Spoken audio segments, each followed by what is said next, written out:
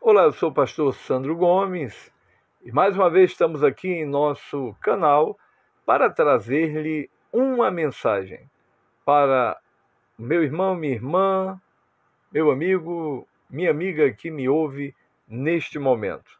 Se porventura você não é inscrito no canal, por gentileza, peço por favor que se inscreva, deixe aí os seus joinhos, dê o seu like, comente, compartilhe.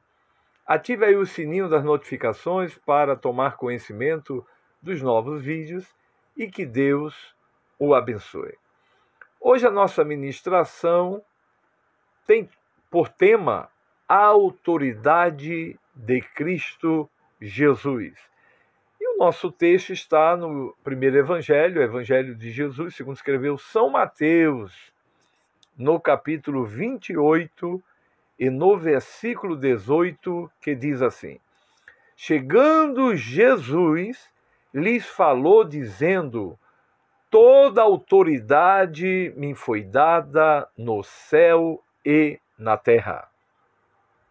Jesus teve um ministério aqui na terra por volta de 3 anos e meio. Realizou a sua obra maravilhosa. Viveu de uma maneira gloriosa. Ensinava o que vivia e vivia o que ensinava. Jesus não foi incoerente em suas ações. Portanto, ele teve autoridade para fazer uma pergunta que nenhum homem nascido de mulher a fez. Ele diz no capítulo 8, no quarto evangelho, no evangelho de Jesus, segundo escreveu São João, no capítulo 8, versículo 46. Ele diz: Algum de vós me aponta um pecado? Há uma versão bíblica que diz pelo menos um pecado. O homem pega por 4 vias: pensamentos, palavras, obras e omissões. O bem que o homem pode fazer e não faz. Pedro pregando na casa de um centurião romano que queria ouvir o evangelho. Em Atos capítulo 10, o 44º livro da Bíblia, o 5º livro do Novo Testamento, Atos dos Apóstolos, capítulo 10, versículo 38. Pedro está pregando e diz: Como Deus ungiu a Jesus de Nazaré com o Espírito Santo e com poder, o qual andou fazendo o bem a todos, o qual andou fazendo o bem e curando todos os oprimidos do diabo. Jesus fazia o bem a todos, não fazia acepção. Logo, o pecado de omissão é justamente este. Se você pode fazer o bem e não faz, peca. Jesus não pecou por pensamentos, palavras, obras e omissões. Então, Jesus, ele verdadeiramente teve a ousadia de dizer: Algum de vós me aponta o pecado? Lá na cruz do Calvário, foi praticamente o ápice da sua obra aqui na terra.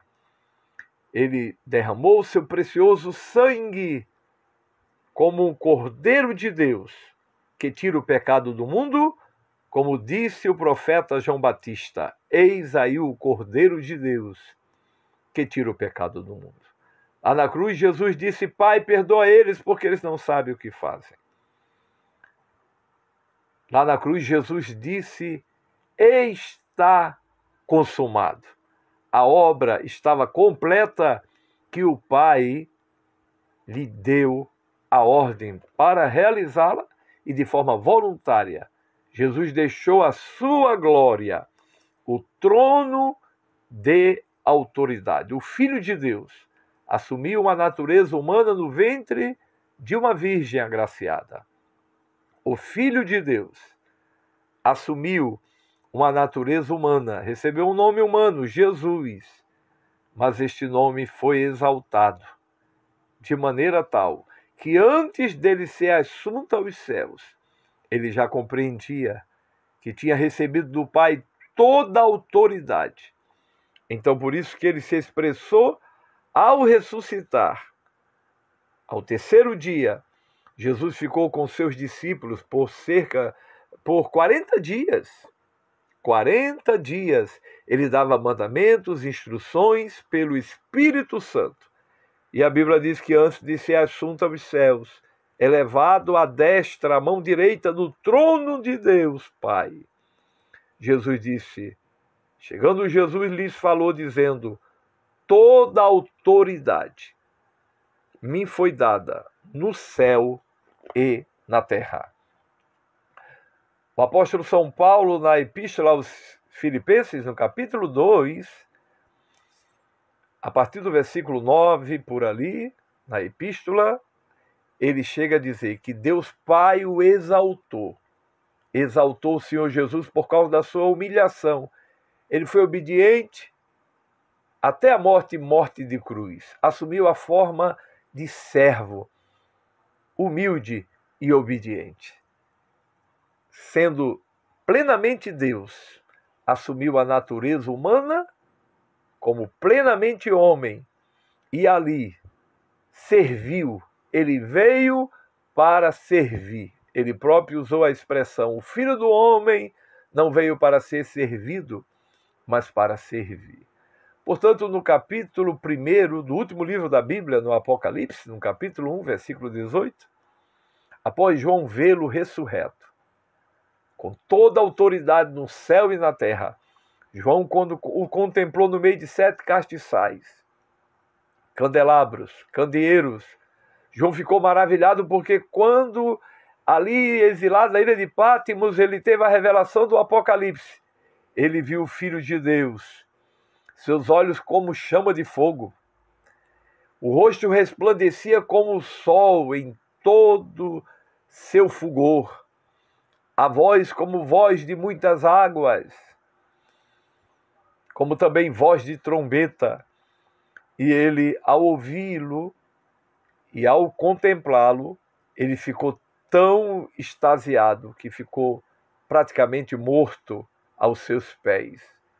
E o Senhor Jesus colocou a sua mão direita sobre ele e disse, João, não temas, eu morri, mas estou vivo para todo sempre e tenho as chaves da morte e do inferno. Chave fala de autoridade. O Senhor Jesus tem autoridade sobre a morte e sobre o inferno. Na Epístola aos Hebreus, no capítulo 2, versículo 14, diz que por ele ter assumido a forma de homem, aleluia, e venceu o diabo lá no deserto, foi até a cruz, pisou a cabeça da serpente, a antiga serpente que é o diabo, Satanás. A Bíblia diz que ele destruiu aquele que tinha um poder sobre a morte, a saber, o diabo. Ele já está julgado. Jesus tem toda a autoridade no céu e na terra, porque a Bíblia diz que ele destruiu o império da morte. Jesus veio para destruir as obras do diabo, o pecado, as enfermidades e a morte. Jesus, portanto, ao ressuscitar, ele disse, é-me dado todo o poder no céu e na terra. Lá do lado de fora dos muros da antiga Jerusalém, há uma expressão singular. Nenhum mortal na face da terra tem na sua lápide, na sua sepultura, esta expressão. He's not here, he's rising. Ele não está aqui. Ele ressuscitou. Jesus está vivo para todo sempre, porque ele vive na vida daquele que verdadeiramente creu no seu nome. Quantos jovens que estavam presos nas drogas, nos vícios, estou dando apenas um exemplo, conselho de pai não dava jeito, conselho de mãe, muitas vezes vários terapeutas dando conselhos, mas de repente esses jovens creram na palavra de Deus, entregaram as suas vidas a Jesus E então a gente pode afirmar que Deus forma o homem, o pecado deforma, a escola o informa, mas só Jesus o transforma. Ele vive na vida daqueles que foram libertos pelo poder da sua palavra. Ele vive neste livro. A Bíblia é o livro mais lido, é o livro mais traduzido. Também foi o livro mais queimado, mas não conseguiram destruí-lo. Aleluia! As traduções estão por aí, pelo mundo afora. Próximo domingo, segundo domingo de dezembro, é considerado o dia da Bíblia. E eu estou ministrando esta palavra, bendito seja o nome do Senhor, nas vésperas do segundo domingo de dezembro de 2020. Portanto, a Bíblia Sagrada é a palavra de Deus. O primeiro livro a ser impresso no século XV. Primeiro livro a ser impresso. Bendito seja o nome do Senhor, através da invenção do alemão Gutenberg. Portanto, toda autoridade pertence a Jesus.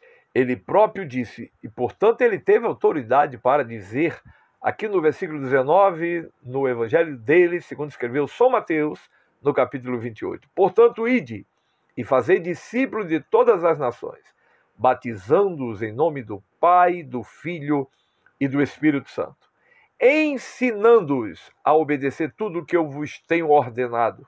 E eis que estou convosco todos os dias, até a consumação dos séculos. Ele diz, eu vou rogar ao Pai, e ele vos dará outro Consolador, a luz, outro, mas da mesma essência, que é o Espírito Santo. Então Jesus vive na vida do discípulo, e de fazer discípulos. Jesus vive na palavra. Jesus vive, bendito seja o nome do Senhor, na igreja constituída de fiéis. Eu não estou falando de uma denominação, eu não estou falando de uma religião, eu estou falando do corpo místico de Cristo, cuja cabeça é Ele próprio. Ele é a cabeça do corpo, constituído de membros, que é uma figura da igreja, constituída dos fiéis. Bendito seja o nome do Senhor. Então ele vive neste organismo vivo. Não se pode destruir a igreja, porque Jesus, ele usa o termo eclésia, que já era um termo usado, que é uma assembleia, mas ele diz assim, sobre esta Petra, que era ele próprio, tu és Petros, fragmento de rocha, Pedro, mas sobre esta Petra, ou até mesmo a declaração de Pedro, quando Pedro disse, tu és o Cristo, o Filho do Deus vivo. Pedro reconheceu a deidade, a divindade do Filho de Deus. Jesus não foi um homem que ousou ser Deus, mas Deus que se dignou ser homem. Então Jesus falou sobre esta Petra, ele próprio, que é Deus, o Filho de Deus, que possui a mesma natureza do Pai. Sobre esta Petra edificarei a minha igreja, e as portas do inferno não prevalecerão contra ela. Jesus tem autoridade sobre o inferno, Jesus tem autoridade sobre a morte, Jesus tem autoridade sobre os demônios, sobre os principados, potestades das trevas. Jesus tem autoridade sobre Satanás. Está lá na Epístola aos Efésios, no capítulo 1, porque o nome dele é sobre todo nome, tanto no século I, que a epístola foi escrita, como em pleno século XXI. O nome de Jesus é sobre todo nome. Portanto, o nome de Jesus tem autoridade. Deus abençoe, até o nosso próximo encontro. Se Deus quiser, se não é inscrito no canal, se inscreva no canal, por gentileza. Deixe aí o seu like, por favor, e que Deus vos abençoe. Amém.